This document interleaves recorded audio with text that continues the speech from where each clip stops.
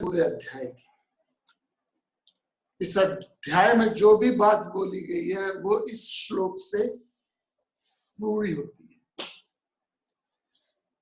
कर्म, ऊर्जा, enthusiasm, energy, ये शब्द बहुत बार सुने हमने। डायनामिक एक्शन, कर्म पूरी ज़ील एंड ज़ेस्ट से करो, कर्म को पूरी शिद्दत से करो, कई बार सुने शब्द। Give your 100% man, give your 100%। It's like somebody saying ध्यान लगा के कर्म कर। उल्टा मुंह करके पूछे बच्चा कि मम्मा ध्यान कैसे लगाऊं, नेवर माइंड, ध्यान लगा।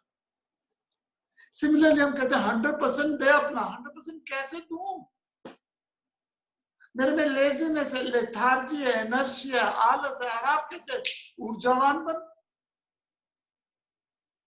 इस तरह से उठते उठते उसको महीने घंटों लगते हैं कुंभकर्ण की तरह, और आप कहते हो कि वो तरोताजा फ्रेश दौड़ उठे। आलस ऐसे भरा हुआ जैसे तारकोल से चिपका हुआ आदमी, और उसे आप कहते हो कि ऊर्जावान बन। तो दो चीज समझ लीजिए, तीन तरह के लोग होते हैं, तामसिक, राजसिक और सात्विक। तामसिक आदमी को ये ज्ञान बेकार है। तामसिक आदमी के लिए ज्ञान बेकार है क्योंकि वो जस्टिफिकेशन दे देगा। जो बहुत लेजी है, जो लेथार्जी है, एनर्जी है, प्रोक्रास्टिनेशन है, तमस है, उसको आप सात्विक ज्ञान दे दोगे, वो तो बहुत अच्छी तरह समझ जाएगा कि मुझे क्या लेना है, सब माया है, सब झूठ है, सब प्रभु की कृपा। कौन क्या लेके आए थे, क्या लेके जाएंगे। ये जो सड़कों में गीता सार के कैलेंडर छपते ना, उसने गीता जी को सबसे ज्यादा खराब किया। क्या लेके आया था, क्या लेके जाएगा, कोई अपना नहीं है, कोई पराया नहीं है, ये सब टेम्परेरी है। गीता सार लिखा गीता जी में कहीं नहीं है वो गीता सार। गीता किस पे बात करती है? गीता बात करती है गोल पे, लक्ष्य पे, उद्देश्य पे, पर्पस पे। सो जो तामसिक आदमी है उसको सात्विक ज्ञान मत दीजिए, उसको राजसिक ज्ञान चाहिए, उसे आगे कैरेट चाहिए, पीछे डंडा। लेजी आदमी को ब्रह्म ज्ञान देने की जरूरत नहीं है। इसलिए इंडिया में ब्रह्म ज्ञान ज्यादा पॉपुलर नहीं हुआ। क्यों नहीं हुआ? क्योंकि predominant, I am sorry to give this statement, मैं बड़े भारी मन से ये बात बोल रहा हूं, प्रिडॉमिनेंटली इंडियंस आर तामसिक। Predominantly Indians are tamasic, and I can prove you hundreds and thousands of them. अब हो रहा, अब रजस आ रहा सोसाइटी में, गुड, रजस सोसाइटी में आ रहा है, उसके अपने फ्लॉज है, रजस की अपनी कमी है। लेकिन तामसिक आदमी को सात्विक ज्ञान देना ऐसे ही है जैसे नर्सरी बच्चे को आप पाइथागोरस थ्योरम सिखा रहे हैं। So, तामसिक व्यक्ति जो प्रिडोमिनेंटली है उसको आगे कैरेट देनी पड़ती है, पीछे स्टिक। अर्थात या तो प्रलोभन दो उसको, प्रलोभन मीन्स टेम्पटेशन दो, और ना करे तो छड़ी दो। उससे वो थोड़ा ऊर्जावान होता है, आदत पड़ती है कर्म करने की, सुबह उठने की। जैसे डॉक्टर कह देता है कि आपका बीपी बहुत बढ़ रहा है, आपका बीपी का बड़ी प्रॉब्लम है, आपका शुगर लेवल बढ़ गया, अब झट से एक्सरसाइज शुरू कर दो। क्यों करिए एक्सरसाइज शुरू? मैं इसलिए बोलूं कि आप एक्सरसाइज करोगे, you should not feel your body. ध्यान में आपका ध्यान ना रहे शरीर के बारे में, इसलिए आप योगा करो तो आप कहोगे sir thank you very much. लेकिन जैसे खतरा नजर आता है, सामने घंटी नजर आती, तो आदमी ऊर्जावान हो जाता है। तामसिक आदमी को कैरेट एंड स्टिक पॉलिसी आती है। हाँ, जो ऑलरेडी बहुत राजसिक, बहुत एक्साइटेड है, बहुत टेंशन में, बहुत एजिटेशन में, बहुत रजस है जिस आदमी में, उस आदमी को सात्विक ज्ञान दिया। तो अर्जुन राजसिक था। अब देखिए जरा, बड़ी तीन इंपॉर्टेंट बातें। महाभारत में तीन ज्ञान, चार ज्ञान के बड़े ग्रंथ हैं। ज्ञान के बहुत चार बड़े ग्रंथ हैं। जैसे कि मैंने आपको बताया, आदि शंकराचार्य ने भगवत गीता को महाभारत से ऊपर निकाल के एक अलग टेक्स्ट बनाया। It was a part of the great epic Mahabharata. आदि शंकराचार्य ने उसको एक इंडिपेंडेंट बुक दी। ऐसे महाभारत में 4 ज्ञान के बड़े खंड, एक तो भगवत गीता जो हम जानते हैं भगवान कृष्ण और अर्जुन के बीच में थी, एक है विदुर नीति, विदुर नीति दी गई थी ज्ञानी विदुर और धृतराष्ट्र के बीच में, एक है भीष्म नीति जो भीष्म पितामह ने तीरों की शैया पे सोए थे, जब भीष्म पितामह जब तीरों की शैया पे सोए हुए थे तब उन्होंने युधिष्ठिर को ज्ञान दिया था। एक है विदुर नीति, एक है भगवत गीता, एक है भीष्म नीति, और एक और ज्ञान का बड़ा अच्छा पोर्शन है वो है यक्ष प्रश्न। जब 5 पांडव पानी पीने जाते हैं, पेड़ के पास तालाब होता है, तो पहले नकुल सहदेव जाते हैं, यक्ष कहता है मुझे प्रश्न के जवाब दो, नकुल सहदेव कहते गो टू हेल, मुझे पानी पीने दो, वो बेहोश हो जाते हैं। फिर भीम आता, भीम बेहोश हो जाता है, फिर अर्जुन आता पानी लेने, अर्जुन बेहोश हो जाता है, सवाल का जवाब नहीं देते। आखिर में युधिष्ठिर आता है, युधिष्ठिर से कहता है यक्ष मेरे प्रश्न है उसका जवाब दो। उसे यक्ष प्रश्न कहते हैं, एक एक लाइन के प्रश्न है, एक एक लाइन के उत्तर, शॉर्ट क्वेश्चन आंसर है। यदि कभी आपका पढ़ने का शौक हो ना, महाभारत पढ़ने का शौक हो किसी को, तो कमला सुब्रमण्यम की महाभारत है, भारतीय विद्या भवन से आई हुई। भारतीय विद्या भवन में कमला सुब्रमण्यम की Mahabharat, please read it if you like reading. It's a huge book, but if you want to read Mahabharata, very nicely, very well written. उसमें यक्ष प्रश्न पूरा का पूरा। Now I am bringing this कि भगवत गीता अर्जुन और कृष्ण का संवाद, भीष्म नीति भीष्म पितामह और युधिष्ठिर के बीच का संवाद, विदुर नीति विदुर और धृतराष्ट्र के बीच का संवाद। ना आप पूछेंगे चारों ज्ञान के पोर्शन तो पॉपुलर क्यों नहीं हुए? इसलिए पॉपुलर नहीं हुए क्योंकि तामसिक और सात्विक स्टूडेंट को दिए गए। विदुर नीति तामसिक स्टूडेंट को दी गई थी जो बहुत लेजी था, लेथार्जी था, तमस में था, माइंड बिल्कुल सोचना चाहता नहीं था। He never wanted to think। यदि आप विदुर नीति पढ़े तो सबसे पहला उसका पॉइंट ही यही है।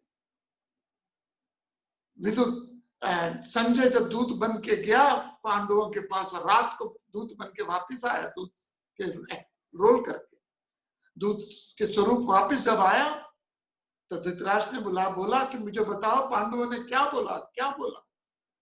और संजय को इतना गुस्सा आया हुआ था कौरवों पे, तो कहने लगा ये पार्लियामेंट की बात है, पार्लियामेंट में बताऊंगा, आपको नहीं बताऊंगा। धृतराष्ट्र को नींद ना तो विदुर को बुलाया, कहने लगा विदुर को, धृतराष्ट्र मुझे ज्ञान दो, कुछ बताओ जिससे मैं सो सकूं। I lost my sleep. Vidur कहता है चोरों को, डाकुओं को, लुटेरों को, ढोंगियों को नींद नहीं आती, आप क्या हो? धृतराष्ट्र कहता ताना मत मार, मुझे बता मैं क्या करूं। तो विदुर नीति एक तामसिक व्यक्ति को दी गई है, इसलिए ज्यादा पॉपुलर नहीं। भीष्म नीति और यक्ष प्रश्न एक सात्विक व्यक्ति को दिया गया जो ज्यादा पॉपुलर नहीं हुआ। भगवत गीता एक राजसिक व्यक्ति को दिया गया। राजसिक व्यक्ति को क्या कहा गया? कर्म कर, लक्ष्य बना। क्या कर? इस श्लोक को हम दोबारा चैंट करते हैं। श्लोक नंबर 30, अध्याय नंबर 30, श्लोक नंबर 30, अध्याय नंबर 3। मयि सर्वाणि कर्माणि सन्न्यस्याध्यात्मचेतसा निराशीर्निर्ममो भूत्वा युध्यस्व विगतज्वरः। मयि सर्वाणि कर्माणि सन्न्यस्याध्यात्मचेतसा निराशीर्निर्ममो भूत्वा युध्यस्व विगतज्वरः। Renouncing all actions in me with thoughts resting on the self, free from hope and attachment, fight without mental fever. कल हमने बात करी थी, उसको आगे बढ़ाते हुए भगवान कहते हैं सारे कर्मों को मुझ में अर्पण करके, रिनाउंसिंग ऑल एक्शन इन मी। आप कर्म के, आपके कर्म का कारण क्या है? मेरे कर्मों का कारण क्या है, काम या राम? मेरे कर्मों का कारण क्या है? आप और मैं कर्म किस लिए कर रहे हो? दो चीजें हमने बात कर दी। Action should generate energy, action should generate energy and action should not dissipate mental energy. कर्म हमारी ऊर्जा बढ़ाए, ये बहुत बड़ी मिथ है दुनिया की, ये बहुत बड़ी मिथ है। मिथ मतलब बहुत बड़ी विडंबना है दुनिया में कि लोग सोचते हैं कर्म से आदमी की ऊर्जा खत्म हो जाती है। झूठ। Action should generate energy. कैसे होती है वो एनर्जी? एक आदमी, एक औरत 8 घंटे नर्स का काम करती है, 8 घंटे के बाद वो थक जाती है, लेकिन वही नर्स जब मां बनती है तो 24 घंटे एनर्जी आ जाती है। ऑफ कोर्स थकती है, मैं नहीं कहता नहीं थकती, लेकिन ऊर्जा उसमें ज्यादा होती है। 8 घंटे दफ्तर में आदमी काम करता है, उसमें ऊर्जा कम होती है, लेकिन जब बेटी की शादी होती है, बेटे की शादी होती है, ऊर्जा आ जाती है। कहां से आई ऊर्जा? 1 घंटा बच्चा पढ़ते पढ़ते पढ़ते उसके हाथ थक जाते हैं, लेकिन एग्जामिनेशन हॉल में 3 घंटे लगातार लिखता है। कहां से आई ऊर्जा? तो ऊर्जा आती कब है? जब आपका लक्ष्य हायर हो, हायर लक्ष्य के साथ जुड़े हो तो ऊर्जा। यदि आप छोटी सी कंपनी के लिए काम करते हो, ऊर्जा कम होती है। आप बड़ी कंपनी के लिए काम करते हो, ऊर्जा ज्यादा होती है। आप गवर्नर हो, एम्बेसडर बना के गवर्नमेंट ऑफ इंडिया आपको भेजते हैं तो ऊर्जा ज्यादा होती है। अब प्रभु के लिए कर्म करोगे तो ऊर्जा कितनी आ जाएगी? You have no imagination. People like Shankaracharya, people like Ramatirtha, Ram Vivekananda, Ramakrishna Paramahamsa, huge energy उनकी एक्टिविटी। कैसे आई इतनी एनर्जी? क्योंकि जहां आप सेल्फिश होते हो ऊर्जा कम हो जाती है, जहां अनसेल्फिश होते हो वहां ऊर्जा ज्यादा हो जाती है, और जहां सेल्फलेस हो जाते हो ऊर्जा बहुत ज्यादा हो जाती है। तो कर्म भार नहीं रहता, आभार हो जाता है। कर्म सजा नहीं रहता, कर्म मजा हो जाता है। जब आप हायर के लिए काम करते हो ईगो नहीं आती, जब सेल्फिश होके काम करते हो तो ईगो आ जाती है। एक सरदार जी गुरुद्वारे में जाते हैं, लंगर देते हैं, भंडारे में आप जाते हो, लंगर देते हो, कोई कहता है महाराज जी जरा रोटी प्रसादा दे दो, उन्हें आया जी, आपके जूते लेता है, अपने महंगे कपड़ों से साफ करता है वो shoes. I am not saying कि वो 100% इवॉल्व है, लेकिन एटलीस्ट वो कर रहा है। और वही व्यक्ति के घर में बीबी बोलते जरा सब्जी ले आओ एक और, तो गुस्सा आ जाएगा। क्यों? जब आप हायर के लिए काम करते हो आप में ऊर्जा ज्यादा होती है, आप में इंथुजियाज्म ज्यादा होता है। एक रोटी बना रहे हो, रोटी बना रहे हो, रेस्टोरेंट में भी रोटियां बन रही है, और रेस्टोरेंट में रोटी बन रही है और कुक या स्टूवर्ड लेके आता है, खाना लेके आता है, you really like the food, और आप उसे 100 रुपए बख्शीश देते हो, सैल्यूट मारते। लेकिन वाइफ ने प्रेम से बनाया और उसको 100 रुपए टिप दे दो, छितर पड़ेंगे। सो हर आदमी कर्म का कारण। और आप भगवान के लिए, पंडित जी के लिए खाना बनाते हो, तब भाव क्या है? सो कर्म का कारण श्रेष्ठ। तो पहला शब्द है यहाँ पे, सारे कर्मों को मुझ में, सर्वाणी। ये नहीं कि spiritual practices are not part time pass time. Spiritual practices are not कि मेरे 2-3 कर्म मैं भगवान के लिए करता हूं, बाकी सारे कर्म मैं अपने लिए करता हूं। भगवान क्या कहते हैं? सारे, सर्वाणी, अशेषेण। ये नहीं कि 20% कर्म मेरे भगवान के लिए, बाकी मैं बिजनेस के लिए, परिवार के लिए करता हूं। कंपार्टमेंटाइज मत कीजिए अपने कर्मों को। और you don't have to change your action. आप टीचर हो, बुचर हो, प्रीचर हो, जो भी कर्म कर रहे हो, सपोज आप बिजनेस कर रहे हो, आप फैमिली का काम कर रहे हो, आप डॉक्टर हो, हर कर्म को इस भाव से करो कि मैं नहीं कर रहा, नेचर ने, प्रकृति ने, टोटलिटी ने, प्रभु ने मुझे इस कर्म के लिए निमित्त बनाया। मैं अपने बच्चों की केयर नहीं कर रहा, प्रभु ने मुझे एक कर्म सौंपा है, और कब तक करूंगा? जब तक नेचर, टोटलिटी मुझे चाहिए, जब तक प्रकृति जाएगी, आपकी एनर्जी जनरेट होगी इससे। ये हमने कल तक कर लिया था। अब आपकी एनर्जी डेसिपेट कहाँ होती है? आपकी एनर्जी डेसिपेट होती है नॉन एसेंशियल चैनल पे। तो फिजिकल लेवल में युद्धस्व करो, मन और बुद्धि मेरे में जुड़ जाओ। एनर्जी जनरेट का एक और पॉइंट था, मैं बताना रह गया मेरा। जब आपका लक्ष्य और मन बुद्धि जुड़ जाए, ऊर्जा हो जाए। कोई काम मन कर रहा, बुद्धि नहीं कर रही करने को, उसको आप आधे अधूरे मन से करते हो। बुद्धि कर रही है, मन बिल्कुल नहीं कर रहा, उसको आप गिल्ट के साथ, सॉरी, यदि मन कर रहा है कोई काम, बुद्धि कहती है ना कर, और आप वो काम कर लेते हो, तो उसमें गिल्ट होती है, ग्लानि होती है। बुद्धि कोई कहती है काम कर, और मन बिल्कुल नहीं कर रहा, उसको आप हाफ हार्टेडली, आधे अधूरे मन से करते हो। लेकिन जहां मन और बुद्धि मिल जाए, वहां ऊर्जा आ जाती है। मई सर्वाणि कर्माणि, मेरे में मन लगा, मेरे में बुद्धि लगा, हायर लक्ष्य बना, युद्धस्व ज्वरा, युद्ध कर। युद्ध मीन्स एक्शन कर, मन और बुद्धि को मुझे लगा। और this is the symbolism of नमस्ते। द सिंबॉलिज्म ऑफ नमस्ते is body, mind and intellect, energy. दिल, दिमाग और शरीर में ऊर्जा, एनर्जी है, एक कॉमननेस है।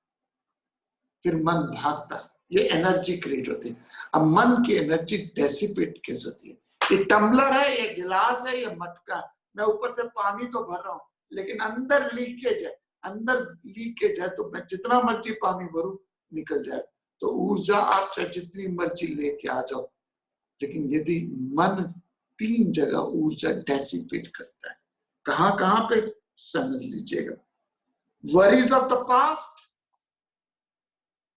worries of the past, anxiety of the future, and excitement of the present.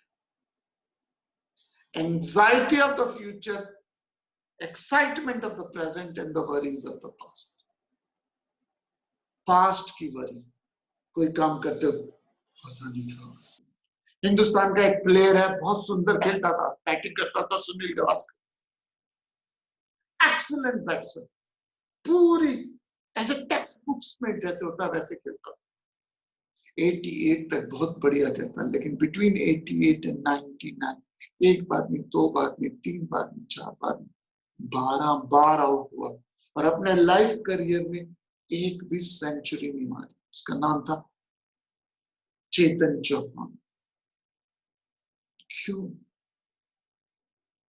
88 तक तो सुंदर खेला, लेकिन 88 तक टेंशन होगी, पता नहीं will I able to do it, इस बार बना पाऊंगा नहीं पाऊंगा। पिछली बार भी आउट हो गए, 88 और 99 में एक बार नहीं, 2 बार नहीं, 12 बार हो, एक भी सेंचुरी नहीं। सचिन तेंदुलकर ने 99 सेंचुरी मारी, 99 सेंचुरी मार के 100 सेंचुरी के बीच में 8 बार वो आउट हुआ। 89, 99 में भी आउट हुआ, रोज अखबार में आता था, will he make it this time, will he make it? 100 century बनाने में 8 बार वो आउट हुआ between 88 and 99 में, and finally 100 सेंचुरीज वो टुक टुक टुक टुक टुक करके बनाई against Bangladesh, and we lost the match. We lost the match. क्यों? सब स्लो के रहते भैया, इसके 100 सेंचुरी बनी। यदि आप भविष्य के सोच में ज्यादा पड़े रहते हो, तो आपका कर्म खराब हो जाता है। पास्ट की चिंता करते हो, आपका कर्म खराब होता है। वर्तमान में बहुत एक्साइटेड हो जाते हो, तो कर्म खराब होता है। आप उल्टे मुंह करके प्रश्न पूछेंगे, सर ये तो हमें भी पता है, गिव मी द टेक्निक कि पास्ट में मन क्यों ना जाए। देखिए, भूतकाल में आपका मन तभी जाता है जब आप वर्तमान को एंजॉय नहीं करते। When I'm enjoying the present activity, मेरा माइंड पास्ट में नहीं जाएगा। प्लीज समझिए, go back to your life. जब कोई कर्म आपका स्वधर्म हो, पैशन हो, तो मन पास्ट में नहीं जाता। क्यों नहीं जाता पास्ट में? क्योंकि when you enjoy your present activity, भविष्य में क्यों जाएगा मन? जब प्रेजेंट में आप एंजॉय कर रहे हो। कोई भी कर्म आपको दिया, इस भाव से करो कि मुझे ये कर्म मेरे प्रभु ने दिया, मेरी प्रकृति ने दिया, नेचर ने दिया। एग्जाम्पल दिया आपको, एग्जाम्पल दिया। स्कूल का प्रिंसिपल बच्चे को बुलाता है, सचिनिदा ये किताब मधु गुप्ता मैडम को दे के आओ। वो कैसे करेगा काम? खुश होके करेगा कि I am the chosen one. It may be ego, fair enough, लेकिन जब आप अपने कर्म को वैल्यू दोगे, अपने कर्म को इंपॉर्टेंस दोगे, अपने कर्म को रिस्पेक्ट दोगे, it's a treat sometime when you go to abroad. I'm not saying कि हर कल्चर अच्छा बुरा है, नहीं बुरा है, but when I went first time, I was 18-year-old. I saw उस समय वॉकमैन बहुत रेयर कमोडिटी होती थी, सोनी का Walkman. When I went to London, जो सफाई करने वाले ऐसे एंजॉय करके सफाई कर रहे हैं with Walkman, it's like they thoroughly enjoying it. एक सिंपल एक्टिविटी। एक इलेक्ट्रिकल रीडिंग करने वाला भी आया हमारे पास एक। We were sitting in our home. He was so cheerful in his work. He was enjoying. लेकिन आप और मैं ह्यूज मल्टीनेशनल कंपनी में भी चला रहे हैं, काम कर रहे हैं और भला सजा। सो व्हेन यू एंजॉय, आपका मन वर्तमान में रहता है। दूसरी बात, वक्त के भविष्य की मत सोचिए। Know body nose. पास्ट में जो हुआ उसको भगवान भी बदल नहीं सकता। भगवान भी आपके भूतकाल में जो हुआ नहीं बदल सकता। इट्स डन, फेट अकम्प्ली हो गया। So why waste your energy? और भक्त के गर्भ में क्या छुपा है? Nobody knows. आज से 50 दिन पहले nobody knew कि आज हम यहाँ पे बैठे। Not just you, दुनिया भर में किसी भी ज्योतिषी ने नहीं बताया कि 40 दिन का कोरोना का हमें लॉकडाउन लगेगा। किसी ज्योतिषी ने नहीं बोला। वक्त के गर्भ में क्या छुपा है? Nobody knows. आप लिस्ट बनाइए। And now I give you a very optimistic statement जो आपको मुझको cheer करेगी। एक लिस्ट बनाइए कागज पे। अभी मत बनाइए, कागज में लिस्ट बनाइए। आपको क्या क्या क्या क्या gadget, I'm just talking about objects की लिस्ट। इमेजिन कीजिए आपसे 25 साल पहले, 30 साल पहले मैं आपको बोलता, आज से 25-30 साल पहले मैं आपसे बोलता, कागज में लिस्ट बनाइए what all you need gadgets. I'm not talking about anything else. ये मत कहना सुख चाहिए, आनंद चाहिए, पीस चाहिए। No, I'm not talking about abstract things. I need phone, I need scooter, I need air condition. जो भी चीज आपको चाहिए वो यदि आप 25 साल पहले आप इमेजिन करके लिखिए, जो आप उस समय लिखते, आज आपके पास उससे बहुत ज्यादा है। बाय द सेम टोकन, आज जो आप उम्मीद कर रहे हो अपने भविष्य से, कुदरत आपको आपकी उम्मीद से बहुत ज्यादा देगा। माशुचा, don't worry. So worries of the past, anxiety of the future, बहुत अच्छा। माशुचा, प्रॉमिस है। एंड वर्तमान में अपने साक्षी बनो, इन्वॉल्व मत हो। इतना ज्यादा एक्साइटमेंट ना हो जाए कि आपसे गलत निर्णय लिया जाए। तो सारे कर्मों को मुझ में अर्पण करके, विचारों को मुझ में रखा, इसका एक और स्वरूप है, इसका एक और मतलब भी है। वाइल परफॉर्मिंग और एक्शन, आपका एक थॉट उस प्रभु से जुड़ा रहे। वो कौन है जो मेरी उंगलियों को चला रहा है? वो कौन है मुझे? वो कौन सी शक्ति? जैसे एक प्रेग्नेंट लेडी खाती पीती सोती जागती है, लेकिन उसका एक थॉट हमेशा अपने बच्चे को। एक बच्चा जिसका आज जन्मदिन है, वो खाता पीता सोता हंसता, लेकिन एक थॉट उसका हमेशा होता है, आज मेरा हैप्पी बर्थडे। आप विदेश घूम रहे हो, आप खा रहे हो, पी रहे हो, एंजॉय कर रहे हो, लेकिन एक थॉट आपका हमेशा ट्यून होता है कि मैं यहाँ पे टूरिस्ट हूँ। जैसे एक क्लासिकल सिंगर अलग अलग राग ताल सुर से गाता है, एक क्लासिकल सिंगर अलग अलग राग ताल सुर से गाता है, लेकिन एक पीछे तानपुरा या श्रुति बजती रहती है, उसका एक थॉट हमेशा ट्यून होता है। सिमिलरली आप externally actor in state, actor acting करता है, अलग अलग रोल करता है, अलग अलग रूप करता है, लेकिन एक थॉट उसका हमेशा ट्यून होता है कि I am just an actor in the state. By the same token आप as a father mother brother अपने सारे रोल कीजिए, अपने सारी ऑब्लिगेटेड ड्यूटी कीजिए, अपने सारे कर्तव्य कर्म कीजिए, और इस भाव से कीजिए कि प्रभु ने मुझे इस कर्म के लिए निमित्त बनाया, लेकिन एक थॉट आपका उस परमात्मा से हमेशा जुड़ा है। देखिए मैं कोशिश कर रहा हूं, इस समय मेरे सामने ऑडियंस नहीं है तो I can't see how they react, लेकिन ये मेरा लास्ट एग्जांपल है, इससे भी समझ नहीं आ पाए तो कोई समझा नहीं सकता। और वो एग्जांपल है स्पिरिचुअल आदमी पायलट की तरह और वर्ल्डली आदमी बस यूपी रोडवेज के bus driver. Sorry to give this example but that drives on the point.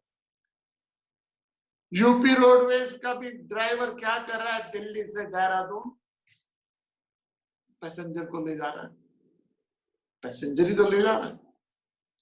और पायलट भी क्या कर रहा है, दिल्ली से देहरादून पैसेंजर्स को ले जा रहा है, या चंडीगढ़ ले जा रहा है, श्रीनगर ले जा रहा है, जयपुर ले जा रहा है, कहीं ले जा रहा है,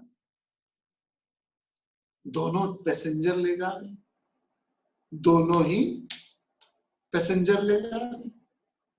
लेकिन एक जो पायलट है वो जब फ्लाई करता है हमेशा एटीसी से कनेक्ट रहता है, उसका कनेक्शन हमेशा एयर ट्रैफिक कंट्रोलर से करता है। वो जगह जाता है जहां एयर ट्रैफिक कंट्रोल बताता है यहाँ जाओ, 4000 पे आ जाओ, 3000 पे आ जाओ, 6000 पे आ जाओ, एयर ट्रैफिक कंट्रोल से कनेक्टेड होता है। अब बिना एयर ट्रैफिक कंट्रोल के कनेक्शन के बिना वो कहीं नहीं जाता। यदि कनेक्शन एटीसी से टूट जाए तो वो ऐसा उसमें क्राइसिस हो जाती है। वो उसी रूट से जाता है जिस रूट से एटीसी कनेक्शन है। लेकिन यूपी रोडवेज के ड्राइवर कैसे आता है, कहीं रोक देता है, कहीं छोड़ देता है, कहीं दबा देता है, कहीं टर्न कर देता है, उसका कनेक्शन किसी भी हायर अथॉरिटी से नहीं है। तो जैसे आपका कनेक्शन हायर अथॉरिटी से उस प्रभु से जुड़ जाता है, आप फर्श से अर्श पे पहुंच जाते हो, आप फर्श से अर्श पे पहुंच जाते हो। जहां सेल्फिश हो, सेल्फ सेंटर्ड हो, क्रॉस हो, ईगोटिस्टिकल हो, स्वार्थी हो, वहां पे आप फिर बेस ही रहता है। फिर ज्यादा ऊंचाई उड़ान आपको भी क्या फर्क पड़ता है जी, क्या फर्क पड़ता है। आप क्या चाहोगे आपका बेटा यूपी रोडवेज का ड्राइवर बने या एयरपोर्ट एरोप्लेन का पायलट बने, क्या चाहोगे आप, क्या चाहते हैं आप, अर्श पे होना या फर्श पे होना। यदि चाहते हो अर्श पे मींस हायर लेवल पे चाहते हो, तो गीता जी के प्रिंसिपल को फॉलो करो। गारंटी है योग क्षेमम वहां, योग भी मिलेगा, क्षेम भी मिलेगा। बस नंबर 30 ये मे मतमिदं नित्यम् अनुतिष्ठ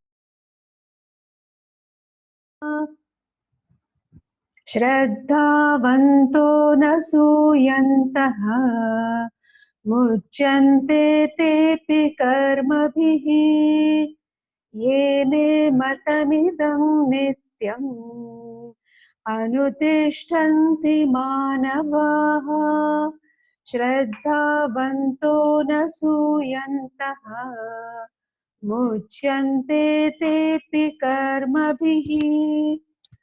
Those men who constantly practice this teaching of mine, full of Shraddha, faith, and without cavilling, They too are liberated from actions. जो लोग श्रद्धावान होते हुए अनिंदक हुए, विदाउट निंदा नहीं करते, मेरे इस मत को नित्य अभ्यास करते हैं, वो भी कर्मों से छूट जाते हैं. So if you follow this principles in life, if you follow भगवान जी के इस प्रिंसिपल्स को अपनी लाइफ में फॉलो करोगे तो आप कर्मों से छूट जाओगे. कर्मों से छूटने का मतलब है you will be achieve the highest happiness, क्योंकि फाइनल हैप्पीनेस कर्मों से छूटना ही है. स्कूल जाने के कर्म से छूटते कब हो? जब आप 12वीं से पास हो जाओ. हॉस्पिटल जाने के कर्म से कब छूटते हो? जब आप हेल्दी हो के, ठीक हो के हॉस्पिटल से मुक्त हो जाओ. कर्मों से आप कब छूटते हो? जब इवॉल्व हो जाओ. कर्मों से छूटना ही पर्पस है. लड़की 22 की होगी, 24 की होगी, 26 की होगी, 28 की होगी. अब आप क्या चाहते हो? मुक्ति चाहते हो. किससे मुक्ति चाहते हो? अपने ऑब्लिगेटरी ड्यूटी से. शरीर जर्जर हो जाए तो आप शरीर से मुक्ति चाहते हो. तो संसार में मुक्ति कब मिलती है? जब भगवान जी की बातों को आप जीवन में अप्लाई करो. लेकिन नहीं अप्लाई करते तो वासना पड़ी रहती है. इन वासना खत्म नहीं होती और वो वासना लेके हम दोबारा फिर संसार में जन्म ले लेते. तो जो लोग, दो शब्द हुए, श्रद्धावान लभते ज्ञानम. एक जगह कहते हैं भगवान जी, जो श्रद्धावान है उन्हीं को ज्ञान मिलता है.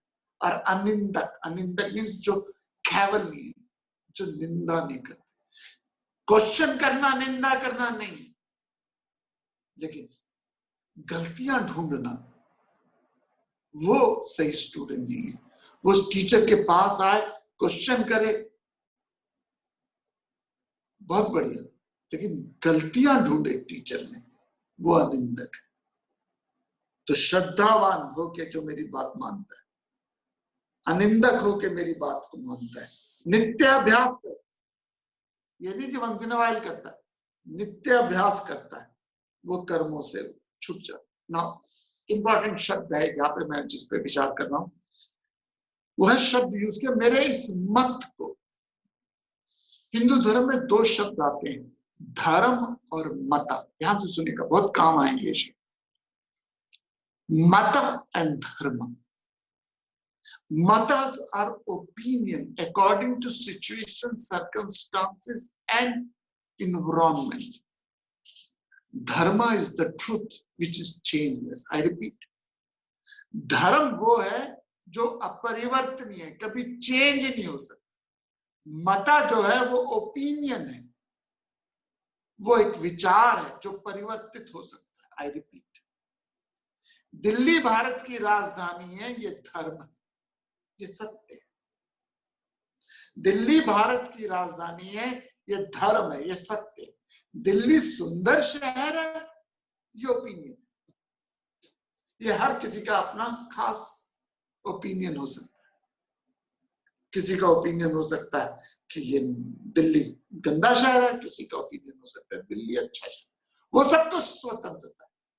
लेकिन दिल्ली भारत की राजधानी है, ये ओपिनियन नहीं हो सकता. ये धर्म है, ये सत्य है. जो आया दुनिया में जाएगा, ये धर्म है. अब आप युद्ध करो, ये मत है. ध्यान से सुनिएगा. युद्धस्त्व विगतज्वरा, पिछले श्लोक में उन्होंने बोला युद्धस्त्व विगतज्वरा. तो युद्ध कर. युद्ध कर का मतलब यहाँ पे अर्जुन स्पेसिफिक है. अर्जुन स्पेसिफिक है. सपोज आप गीता जी सुनते हो, यहाँ तो चलो सब परिवार सुन लेते हैं. जनरली पब्लिक लेक्चर्स में लोग जाते हैं भगवत गीता सुनने, और आप लेक्चर सुन के आए, घर आए और आपकी 90 साल की दादी ने पूछा, बेटा क्या पढ़ के आए हो भगवत गीता में? कहते दादी ये जरा उठ जाग दौड़ो भागो, लक्ष्य बनाओ, काम करो. किसको बोल रहे हो?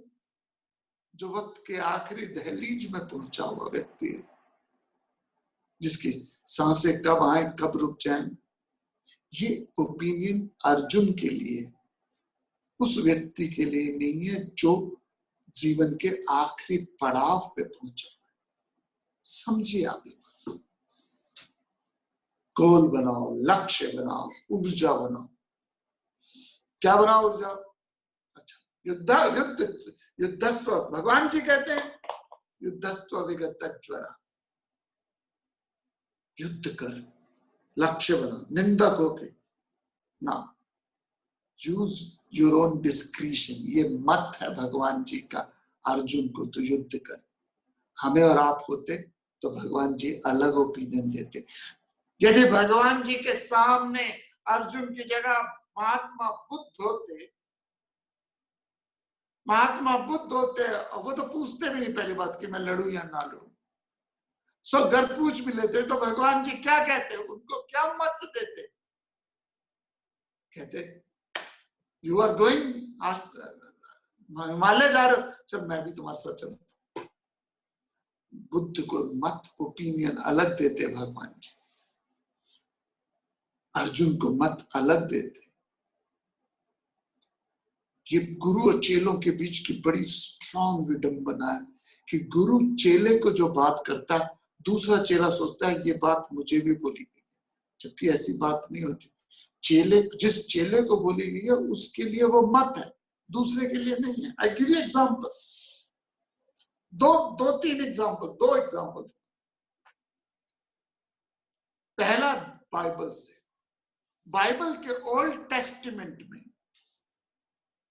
मोसेस कहता है, एक्सोडस चैप्टर, बाइबल है 66 बुक्स टोटल और एक ह्यूज हिस्ट्री है बाइबल की। अब्राहम से शुरू होती है एंड क्राइस्ट तक खत्म होती है। मोसेस कहता है an eye against an eye, it's a law of Moses. Moses की कहता है कोई तुम्हारी एक आंख ले तो दूसरी आंख फोड़ दो। और उसी बाइबल के न्यू टेस्टिमेंट पे आते हो, तो क्राइस्ट कहता है कोई एक गाल पे थप्पड़ मारे तो दूसरा गाल का। Looks contradiction. रीजन क्या? जो मोसेस ने बोला an eye against an eye, it's law of Moses, उस समय जो मोसेस के सामने लोग थे वो बहुत डरू थे, घबराए हुए थे, स्ट्रेस थे, फियरफुल थे।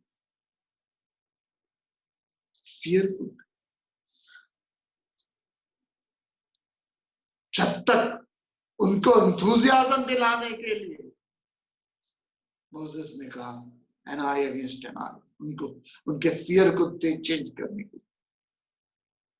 लेकिन जब तक क्राइस्ट होराइजन में आए, लोग बहुत लड़ाके हो चुके, क्योंकि मोसेस की आइडिया लोगों ने सीरियसली ले लिया था, एन आई अगेंस्ट एन आई। तो जब इतने हाइपर एक्टिव हो गए थे, उनको शांत करने के लिए जीसस क्राइस्ट ने कहा तो एक गाल पे थप्पड़ मारे तो दूसरा पे। टीचर ने मत दिया, ओपिनियन दिया, धर्मा नहीं था ये। इसलिए बहुत कंफ्यूज हो जाते हैं शास्त्रों में लोग, शास्त्रों की बात को, मत को धर्म ले मान लेते हैं, पर पूरा से आपा हो जाता है समाज में। रामकृष्ण परमहंस जी के 2 शिष्य, प्लीज आंखें खोलिए, कान खोलिए, सुनिए, सोचिए। ये मत और धर्म की कंफ्यूजन में समाज में क्योस हो गया। The biggest jihad is a conquering of one's own self. और उस जिहाद का मतलब क्या ले लिया? पूरा समाज बिगड़ गया। I don't have to explain. कॉमरेडनेस दिखाने के लिए बोला गया कि एक ही मटके में सब पानी पिए, कॉमरेडनेस दिखाना था, उस समय जरूरी था। लेकिन अभी भी वही सिस्टम चल रहा है। कोरोना के बाद आई डोंट नो क्या होगा। कच्छ का करपान कंघा केश एक वॉरियर के लिए साइन मत था गुरु गोविंद सिंह जी, लेकिन उसको हमने दिमाग में सेटल कर लिया, ऐसे ही हो गया। रामकृष्ण परमहंस जी के 2 शिष्य थे, एक बहुत लड़ाका था, आर्ग्यूमेंटेटिव था, बहुत गुस्सा था उसमें,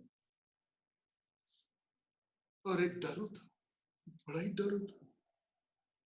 दोनों नदी क्रॉस करके आ रहे थे और बोट में किसी ने दादा के बारे में कुछ बुरा कह दिया। खाली बारी जा रहे थे, दादा मीन्स रामकृष्ण परमहंस के बारे में कुछ बुरा क्या था।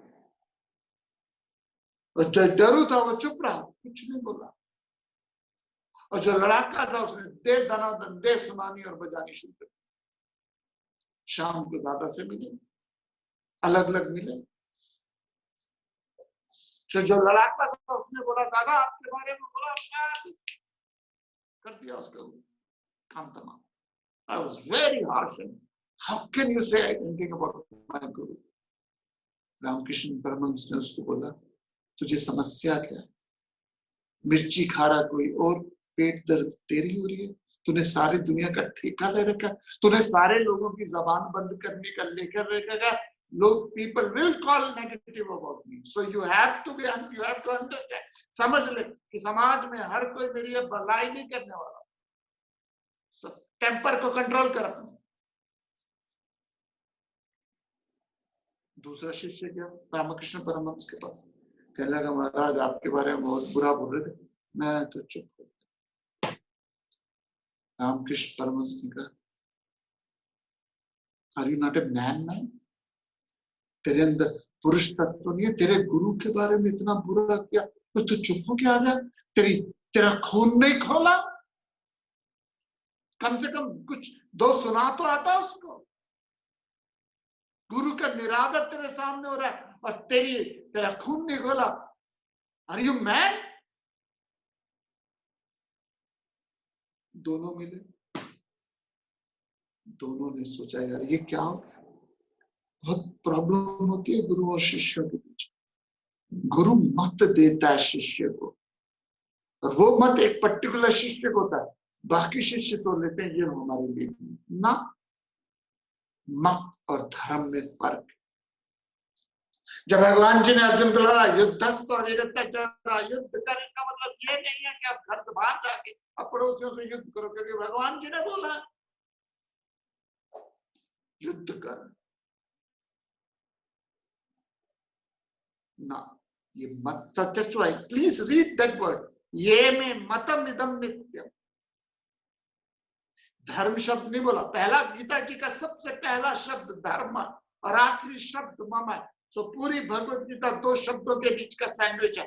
धर्म मम, मम धर्म, मेरी वास्तविक स्वरूप क्या है, मेरा ट्रुथ क्या है, मेरी ओरिजिनल नेचर क्या है, और मेरा वास्तविक स्वरूप है आत्मा, वो मेरा धर्म है, सत्य है।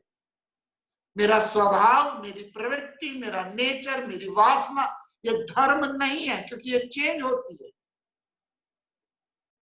कि पेरिशेबल है, चेंजेबल है।